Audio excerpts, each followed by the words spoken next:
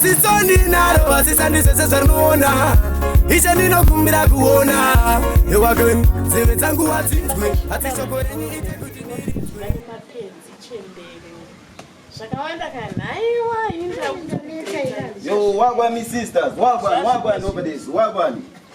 How them thing me sisters? Talk about today, Me are here for my identity card, you see? Identity card? Yes, me sister. Me are here for my identity card. Makani siya pana? No, me are here for it, me sister. Me not have time to wait here. Tauresha tonzwisisa mkuu. Hey! Tuwane kubatsirana. Nomukatanga muri kudimanda maya pa office pedu.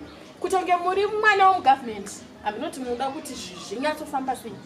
Mirai. Nyangara dzenyidzi adzitobvumidzwe kana padhore panapa. Handisi munobuda sei pakamera kana muri kuda kutora chitupa chacho. Hamuna kana madocuments, hamuna kana chii. Mangomuka ndofuka mangomuka mchiti muda kuya kwa mjiti.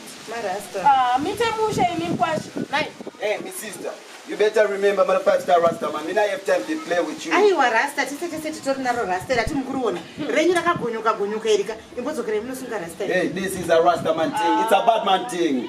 Mnushoresa Rasta. Isa chitombo kuviringidze kana muri kuganja kwenyuko. Iswimi mauya kwedu ku office ka tisiye takadaro. Yes, the reason why I'm here, me want me identity card, you see?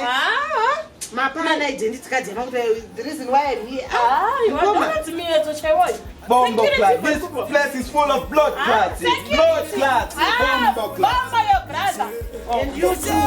Kumbira kuona Iyo shuma Otishandaiwe Usaguma Sazura sikane kutiona puma Ramba uchishanda Uchanda Rimwe suwa iwa utapina Keti posto tovura shima kambani Seka fajide